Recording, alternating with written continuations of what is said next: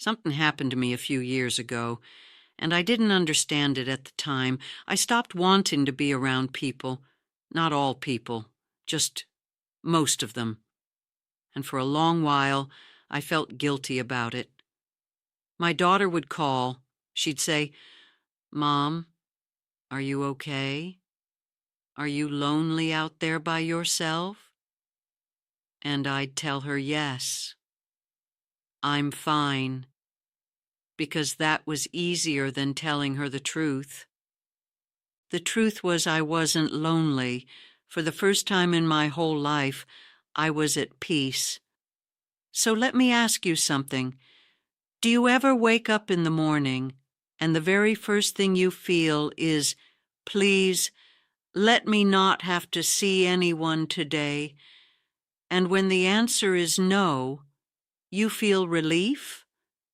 If you know that feeling, I want you to stay right here with me, because I'm 74 years old, and I have finally figured out why this happens to us. And more than that, I've figured out why it is not the thing you've been taught to be ashamed of. 6 reasons. That's what I want to walk you through today. And the third one took me years to say out loud. When I was 40, I could go to a party on a Saturday night, come home near midnight, and lie in bed feeling more alive than when I left. People filled me up back then. Now, at 74, one afternoon in a room full of people, even people I love, and I come home, and I have to sit down in the quiet for an hour, just to feel like myself again. For the longest time, I thought something was wrong with me. It isn't. There's a thing people call your social battery. When we're young, it recharges fast, overnight sometimes. As we get older, that battery gets smaller, and it takes a whole lot longer to fill back up. So without even deciding to, we start being careful with it. We stop spending our energy on everyone, and we start saving it for the few people, the few moments that are actually worth it. That is not you becoming cold. That is you becoming careful with something precious. And it only makes more sense as we go, because the next reason is where it starts to get a little uncomfortable. For most of my life, I kept people around out of pure obligation. There was a woman, I won't say her name, who called me almost every day for 30 years, and every single call was a complaint. Her health, her neighbors, her family, the weather. She never once asked how I was doing. When I was younger, I sat through it. I thought, that's what a good person does. Then one afternoon, a few years back, the phone rang. I saw her name, and I just let it ring, and I waited to feel guilty. The guilt never came. Here's what I've come to understand. As we age, something actually gets better in us, our ability to know, almost the second it starts, what is draining us and what is feeding us. We stop confusing tolerating someone with loving someone, and we quietly, not cruelly, just firmly start closing the door on the drama. Some folks will call you difficult for that. Let them. I call it self-respect. Now, the next one is the hardest thing I'll say to you today. So stay close. Loss changes you, and nobody prepares you for what it actually does. When you lose someone you truly loved, a husband, a sister, a friend you'd had for 50 years, it doesn't just break your heart. It rewrites you. It changes what you can even stand to spend your time on. I remember not long after I lost someone very dear to me, I was sitting in a room full of people, and they were talking about nothing, about a television show, about somebody's new kitchen, and I sat there, and I thought, I cannot do this. I cannot make my mouth form these words about nothing. For a while, I believed that made me broken, antisocial, cold. It doesn't. When you've stood that close to what actually matters, to loss, to love, to the end of things, small talk starts to feel almost impossible. Like wearing shoes that don't fit you anymore. That is not you shutting down. That is grief clearing the room, making space, so that only the real things get to come in. If you've lived that, you already know exactly what I mean, and it leads straight into the next one. Because loss teaches you something about who you actually are. At 74, I know myself in a way I simply did not at 35.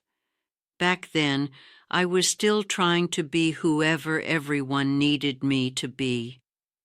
The good daughter, the good wife, the good mother, the good friend. I bent myself into all of these shapes. Now, I know what makes me anxious. I know what brings me joy. I know, within about 5 minutes, which people leave me feeling lighter and which ones leave me feeling heavy. And here's what that knowledge does to you. Once you truly know who you are, you stop being willing to spend your short, precious hours with people who need you to be someone you're not. That is not isolation. That has a better name. It's called discernment. You're not pushing the world away. You're finally letting the right things in. And that brings me to number 5, which honestly might be the whole reason any of this happens. I heard a line once, I don't remember where, I don't remember who said it, but it has never left me. It went something like this. There comes a point where you stop chasing popularity. You stop chasing approval. You stop chasing a full calendar, and you start chasing peace. When I was young, a quiet weekend felt like failure, like I was missing out, like I should be somewhere, doing something with someone. Now, a quiet morning, with my tea and my window and my own thoughts. That is not me missing out on life. That is the reward. Think about what a woman our age has already done. 50 years of running a household, raising children, holding everyone together when everyone else was falling apart, being the one who remembered, who worried, who carried it all. After a life like that, peace is not a consolation prize.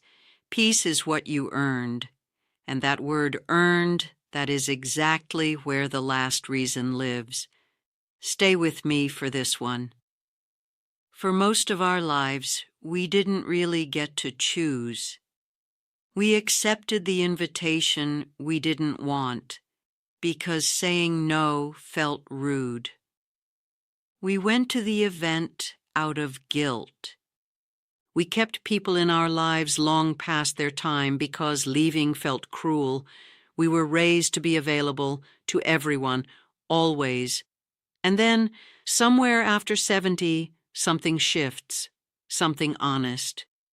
You start to really feel that your time is finite, that it isn't endless anymore, that every hour now is something you are spending, and you don't get it back. And so you begin to guard it, the way you'd guard anything precious, choosing to spend an evening alone instead of somewhere you don't want to be. That is not giving up on people. It's the first time in your whole life that you are choosing yourself. And you don't need anyone's permission to do that anymore. If you've stayed with me all the way to here, then somewhere in these 6 reasons, I think you saw yourself. So I need you to hear me say this. Slowly. You are not broken. You are not depressed. You are not difficult.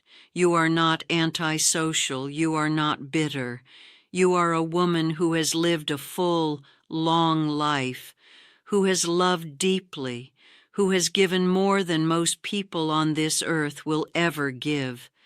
And now, finally, after all of it, you get to decide how you want to spend the years that are still yours. That is not something to apologize for.